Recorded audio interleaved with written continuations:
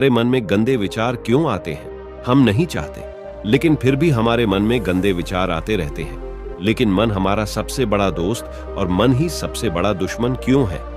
जब हम अपने मन की बात मानते हैं तो हमारा मन ही हमारा नेतृत्व करता है, भटक जाते हैं।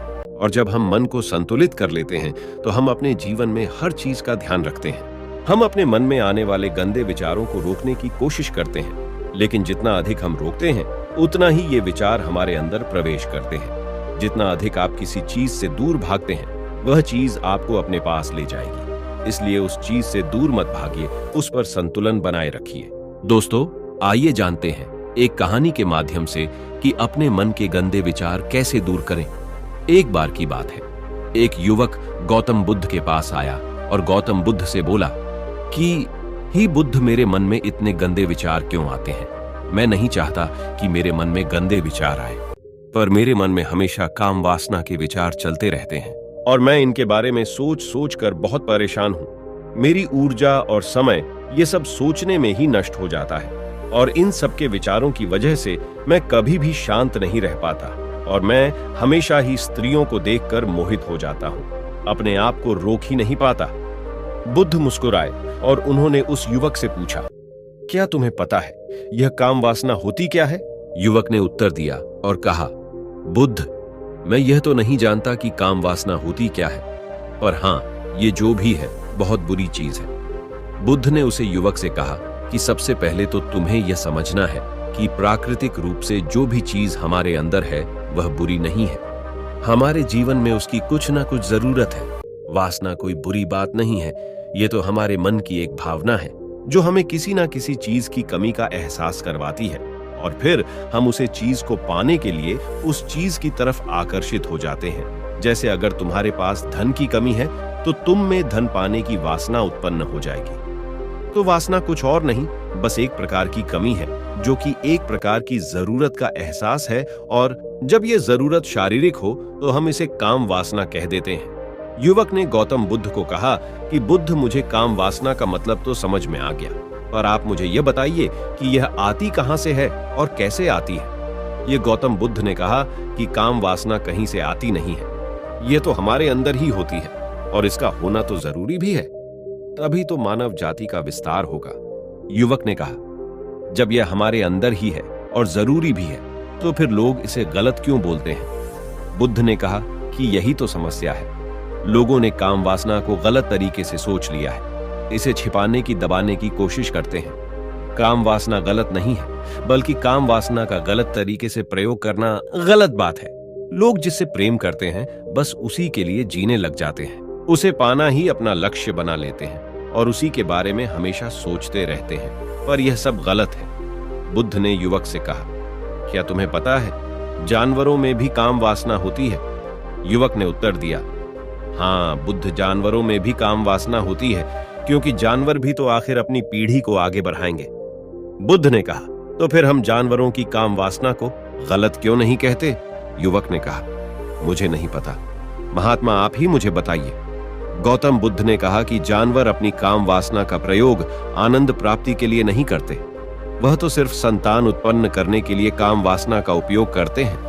जानवरों को प्रकृति ने इतनी समझ नहीं दी कि वह काम वासना को अपने सुख का आधार बना सके, जबकि मनुष्य अपनी समझ के बलबूते पर प्रकृति में पाई जाने वाली प्रत्येक वस्तु को अपने सुख के लिए अपने प्रयोग करता है। हम इंसानों ने ही काम वासना को अपने सुख का साधन बना लिया है, जबकि प्रकृति ने तो हमें अपने वंश को आगे बढ़ाने के लिए दिया था, लेकिन इंसानों ने इसे अपने जीवन का परम लक्ष्य बना रखा है और इस तरह से काम वासना का बेलगाम हो जाना गलत है। युवक ने पूछा, महात्मा, ये काम वासना हम पर हावी क्यों होती है? क्यों यह बेलगाम हो जाती है? तब गौतम बुद्ध ने कहा कि सुनो, अब जो मैं तुम्हें बताऊंगा उसे तुम ध्यानपूर्वक सुनना। काम वासना का सारा खेल तुम्हें समझ आ जाएगा, तुम्हें तुम्हारे सारे सवालों का जवाब मिल जाएगा, बस तुम्हें ध्यान से सुनकर समझना है। फिर गौतम बुद्ध युवक को बताना शुरू करते हैं। एक बार की बात है, एक आश्रम में गुरु और उनके शिष्य रहा करते थे, जिससे रोजाना आश्रम के बाहर स्थित गांव में भिक्षा लेने के लिए जाते थे। उस आश्रम का एक शिष्य जिस गांव में भिक्षा लेने जाता था, उसे रास्ते में एक नदी मिलती थी जिससे रोज उसी रास्ते से भिक्षा लेने जाता था। एक दिन उससे ने देखा कि एक लड़का पेड़ के पीछे छिपा है। वह उस लड़के के पास गया और उससे जाकर बोला, भाई तुम इस पेड़ के पीछे छिपकर क्या देख रहे हो? लड़के ने कहा, अरे तुझे नहीं दिख रहा क्या कि मैं क्या देख रहा हूं? तब शिष्य ने नदी की तरफ देखा तो वहां पर कुछ लड़कियां पानी भर रही थी। वो लड़कियां 14-15 साल की होगी। तब शिष्य ने उसे लड़के से कहा, अरे भाई वहां पर तो लड़कियां पानी भर रही है, इसमें छिपकर देखने वाली क्या बात है? तब वो लड़का शिष्य की तरफ देखकर उससे कहता है, अरे पागल, तुम्हें दिखाई नहीं दे रहा? ये परी कैसे नदी से पानी ला रही है? जरा उनकी अदाओं को तो देखो, उनके कोमल शरीर को देखो। उनकी पतली कमर मटके को उठाते समय बल खाती है और उनके बाल उनकी कमर पर कैसे लहरा रहे हैं, मानो सुंदरता बिखरी पड़ी हो। उसने फिर से नदी के किनारे देखा और इस बार वह नदी के किनारे देखता रहा। अब कुछ भी दिखाई नहीं दे रहा था और वह बिल्कुल निडर था। उसे किसी भी चीज का कोई डर नहीं था।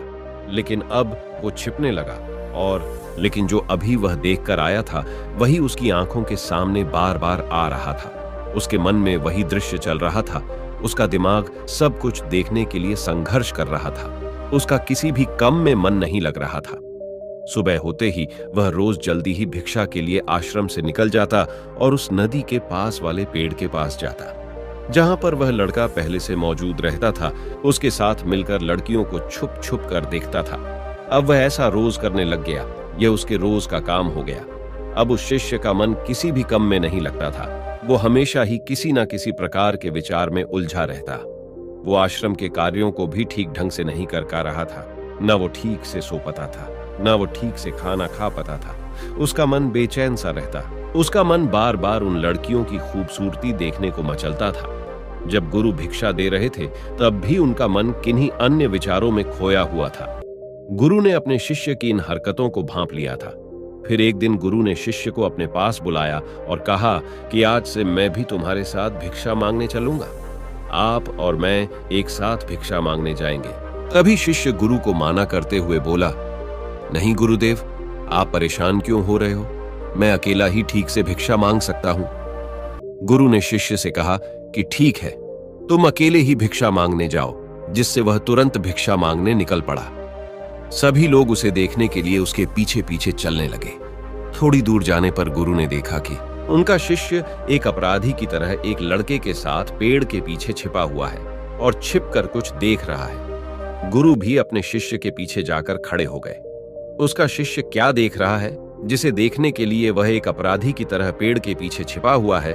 गुरु ने देखा कि उसका शिष्य पेड़ के पीछे छिपकर नदी से पानी ले रही लड़कियों को देख रहा है। तब गुरु ने शिष्य से कहा, क्या देख रहे हो? अपने गुरु की आवाज सुनकर वह डर गया और उसके पसीने छूटने लगे। वह ऐसे कांपने लगा जैसे उसने किसी चोर को चोरी करते समय पकड़ लिया हो। उसकी हालत खराब हो गई। वो कुछ भी नहीं बोल पा रहा था। दूसरा लड़का जो शिष्य के साथ था वह वहां से भाग गया। उसके मुंह से कुछ टूटे फूटे शब्द ही बाहर निकल रहे थे। वह अपने गुरु से नजर भी नहीं मिला पा रहा था। गुरु ने शिष्य की तरफ देखा और कहा कि मेरा शिष्य तो निर्भय था, उसे तो किसी भी चीज का डर नहीं था, लेकिन ये क्या, तुम तो भय के मारे कांप रहे हो। शिष्य ने गुरु से कहा कि मुझे माफ कर दो गुरुदेव, मेरा इसमें कोई दोष नहीं है। उस लड़के ने मुझे बहका दिया था, लेकिन मैं आपसे वादा करता हूं कि आज के बाद मैं ऐसा काम कभी दोबारा नहीं करूंगा। मुझे माफ कर दो गुरुदेव। तब गुरु ने शिष्य से कहा कि कोई बात नहीं, पर इस बात का तुम ध्यान रखना कि हम जैसी संगति करते हैं वैसा ही फल हमें प्राप्त होता है। हम जैसी संगति करते हैं उसके विचार हमारे अंदर प्रवेश करते हैं, इसीलिए अच्छी संगति करो जिससे तुम्हारे अंदर अच्छे विचारों का प्रवेश हो। फिर गुरु और शिष्य आश्रम लौट आए और फिर से शिष्य आश्रम के कार्यों पर ध्यान देने लगा। उसने उस रास्ते को छोड़ दिया और दूसरे रास्ते से जाने लगा। वो अपने काम को ध्यान से करता, लेकिन धीरे धीरे उसके अंदर क्रोध उत्पन्न हो गया और फिर वो दूसरे शिष्यों पर क्रोध करने लगा और बेचैन रहने लग गया। अब वो सही समय पर भोजन भी नहीं करता था, वह भोजन भी कम खाता था। एक रात गुरु शिष्य के पास आए और उससे बोले, अब तक तुमने कितनी बार अपना वादा तोड़ा है? यह सुनकर शिष्य अपने गुरु के चरणों में गिर गया और रोने लगा। रोते रोते उसने गुरु से कहा कि गुरुदेव, मैं कई बार अपना वादा तोड़ चुका हूं, फिर मैं वादा करता हूं लेकिन हर बार जब मैं वादा तोड़ देता हूं तो मेरा मन मेरे वश में नहीं रहता। मैं बहुत कोशिश करता हूं कि अपने मन से सारे बुरे विचार निकाल दूं, लेकिन चाह कर भी मैं ऐसा नहीं कर पाता। फिर गुरु ने शिष्य को कहा कि चलो मेरे साथ। गुरु शिष्य को आश्रम के बगीचे में लेकर गए और शिष्य से कहा कि देखो, यहाँ पर कुछ नाली बनी हुई है जिससे नदी का पानी इन पौधों तक आ रहा है और यह पानी निरंतर गति से आगे बढ़ रही है। क्या तुम इस पानी के बहाव को रोक सकते हो? शिष्य ने कहा कि हाँ गुरुदेव, मैं इस बहाव को रोक सकता हूं। फिर शिष्य ने मिट्टी उठाकर उस नाली में रख दी तो पानी थोड़ी देर के लिए रुक गया और फिर थोड़ी देर बाद उस मिट्टी के ऊपर से पानी बहने लगा। गुरु ने शिष्य से कहा, अरे ये क्या, ये तो पानी रुका ही नहीं। फिर से शिष्य ने कुछ कंकर पत्थर उठाकर उसे नाली में रख दिए और फिर थोड़ी देर के लिए पानी रुक गया, लेकिन फिर थोड़ी देर बाद ही उन कंकड़ पत्थर के ऊपर से पानी निकल आया। फिर गुरु ने कहा कि शिष्य, यह क्या हुआ? पानी तो फिर से बहने लग गया। तुम तो बोल रहे थे कि तुम इसे रोक दोगे। क्या हम किसी काम को रोकना चाहे तो क्या हम उसे रोक नहीं सकते? तब शिष्य ने कहा, कोई बात नहीं गुरुदेव, मैं इस पानी को तो आपको रोक के दिखाऊंगा। शिष्य फिर से एक बड़ा सा पत्थर लेकर आया और उसे नाली पर रख दिया और पानी रुक गया। तब गुरु से कहा कि देखा गुरुदेव, मैंने कहा था ना कि पानी को मैं रोक दूंगा। मैंने पानी को रोक दिखाया, आपकी बात मैंने पूरी कर दी। गुरु मुस्कुराए और बोले, अच्छा जरा ध्यान से देखो, पानी रुक गया क्या? वो तो पीछे की नाली तोड़कर बाहर निकल गया और अगल बगल से बह रहा है। और ध्यान से देखो, इस पत्थर की आगे भी आ गया और ये पानी अपना रास्ता बदलकर फिर से आगे की तरफ जाएगा। और फिर थोड़ी देर बाद ऐसा ही हुआ। फिर गुरु ने शिष्य को समझाया कि तुम्हारे साथ भी तो ऐसा ही चल रहा है। तुम बार बार प्रयास कर रहे हो, बड़े से बड़ा प्रयास कर रहे हो, पर हर बार तुम्हारा प्रयास टूट रहा है और यह हमेशा टूटता ही रहेगा। तुम कितना भी बड़ा पत्थर रख लो, लेकिन पानी तो अपना रास्ता बना ही लेगा। ये सब देखकर शिष्य ने गुरु से कहा कि हे गुरुदेव, क्या कोई तरीका नहीं है जिससे मैं गंदे विचारों से बाहर निकल सकूं और यह मेरे मन में आए ही ना? गुरु शिष्य को एक नदी के पास ले गए जहां से उसे बगीचे में पानी जा रहा था। गुरु ने शिष्य से कहा, वो पानी इसी नदी से जा रहा है। अगर हम यहीं से उसे रास्ते को बंद कर दें जहां से पानी बगीचे में जा रहा है, तब क्या हम पानी को रोक नहीं सकते? शिष्य ने कहा कि हाँ गुरुदेव, अवश्य ऐसा हो सकता है। मैं इस पानी को यहीं से बंद कर देता हूं, तब आगे की नाली में पानी जाएगा ही नहीं और फिर बगीचे पानी जाएगा ही नहीं। फिर शिष्य नदी से जाने वाले रास्ते को बहुत मेहनत करके पत्थर और मिट्टी डालकर बंद कर दिया और गुरु से कहा कि गुरुदेव, मैंने पानी को बंद कर दिया है, अब यह पानी बगीचे में नहीं जाएगा। तब गुरु ने कहा, शिष्य से अगर पानी बगीचे में नहीं जाएगा तो पेड़ पौधों को पानी कहां से मिलेगा? उन पेड़ पौधों को तो पानी की आवश्यकता है और उन पेड़ पौधों में कुछ पेड़ पौधे तो ऐसे हैं जिनको रोज पानी की आवश्यकता है। वह तो मुरझाकर मर ही जाएंगे, उनका क्या होगा? पानी तो हमें खोलना ही होगा। शिष्य ने गुरु की बात सुनकर वापस नदी से जाने वाले पानी का रास्ता खोल दिया। तब गुरु ने शिष्य से पूछा, शिष्य, अगर हम इस नदी के पूरे पानी को बगीचे की तरफ मोड़ दें तो क्या होगा? तब शिष्य ने जवाब दिया कि गुरुदेव, वहां पर जितने भी पेड़ पौधे हैं वो गलकर नष्ट हो जाएंगे, वहां पर कुछ नहीं बचेगा। फिर गुरु मुस्कुराए और बोले, तुम इस बात को समझो कि हमें किसी भी चीज को रोकना नहीं है, बस हमें हमेशा संतुलन बनाए रखना है। कम पानी से भी पौधे नष्ट होते हैं और ज्यादा पानी से भी पौधे नष्ट होते हैं। हमारा जीवन संतुलन से ही चलता है। गुरु ने शिष्य से कहा कि अगर मैं तुम्हें कुछ कहूं कि तुम आम के बारे में मत सोचो तो तुम्हारे मन में सबसे पहले किसका चित्र आएगा? शिष्य ने कहा कि गुरुदेव, मेरे मन में तो पहला चित्र आम का ही आएगा। गुरु ने कहा कि जब हम गंदे विचारों को जबरदस्ती रोकने का प्रयास करते हैं तो वह और मजबूती के साथ हमारे अंदर प्रवेश करते हैं, इसीलिए हमें उन्हें कभी भी दबाने की कोशिश नहीं करनी चाहिए। तब गुरु शिष्य के पास गए और बोले कि बुरे लोगों की संगति के कारण भी हमारे अंदर गंदे विचार आते हैं। कभी कभी ऐसा होता है कि हमारे अंदर कामुकता नहीं होती, लेकिन कुछ अश्लील लोगों के साथ रहने के कारण वह हम पर हावी हो जाती है। तब शिष्य ने कहा कि गुरुदेव, आप सही कह रहे हैं, मैं अपने लक्ष्य से भटक गया था। तब वह शिष्य रात को बहुत शांति से सोया, सुबह पूरे मन से अपना काम किया और फिर सुबह वही भिक्षा लेने चला गया जहां वह लड़का आज भी पेड़ के पीछे छुपकर उन लड़कियों को देख रहा था। वो शिष्य नदी पर गया जहां वह लड़कियां पानी भर रही थीं। उसने उन लड़कियों से पानी मांगा। उन लड़कियों में से एक लड़की ने उसे पानी पिलाया और उसे सन्यासी शिष्य के चरण छुए। शिष्य ने उसे आशीर्वाद दिया कि तुम्हारा कल्याण हो। शिष्य का मन सकारात्मक ऊर्जा से भर गया। उसके चेहरे पर मुस्कान आ गई थी, जैसे उसे कोई खोई हुई चीज वापस मिल गई हो। वह अपने रास्ते पर वापस जाने लगा। तभी पीछे से वह लड़का आया जो पेड़ के पीछे छिपा था। वह शिष्य के पास आया और बोला कि क्या बात है, आज तुमने करीब से देखा है, आप तो मुझसे आगे निकल गए। तब शिष्य ने कहा कि हम हमेशा दूसरे के दर्शन करने में ही व्यस्त रहते हैं, अपने दर्शन कर ही नहीं पाते। तुम कब तक इस पेड़ के पीछे छुपते रहोगे? किसी को पसंद कर लो, उससे बोल दो, अगर वो भी तुम्हें पसंद करती है तो शादी कर लो और उससे पहले तुम कुछ बन जाओ, अपने आप को पहचान लो। ऐसे अपना समय बर्बाद मत करो।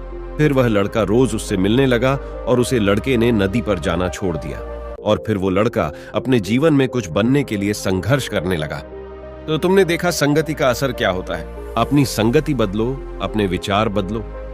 बुद्ध ने युवक से पूछा कि क्या तुम्हें तुम्हारे सारे सवालों का जवाब मिल गया? तब युवक ने कहा कि हाँ महात्मा, आपका बहुत बहुत धन्यवाद। तब गौतम बुद्ध ने युवक से कहा कि जब तुम्हारे मन में गंदे विचार आए तब आप अपने आप को दोषी मत मानो। ये शरीर है और ये सब हजारों वर्षों से सिखाया गया है। ये केवल तुम्हारे सोच लेने से, शपथ लेने से ये टूटने वाला नहीं है, लेकिन तुम्हारे पास वो शक्ति है, वो ऊर्जा है जिसका तुम्हें संतुलन उपयोग करना है। तुम एक जीवित ऊर्जा हो जो कुछ भी अनुभव करने के लिए स्वतंत्र हो, जो निर्माण करने के लिए स्वतंत्र है। इसीलिए तुम अपने आप को पहचानो। यह बोलकर गौतम बुद्ध मौन हो गए और वो युवक वहां से चला गया।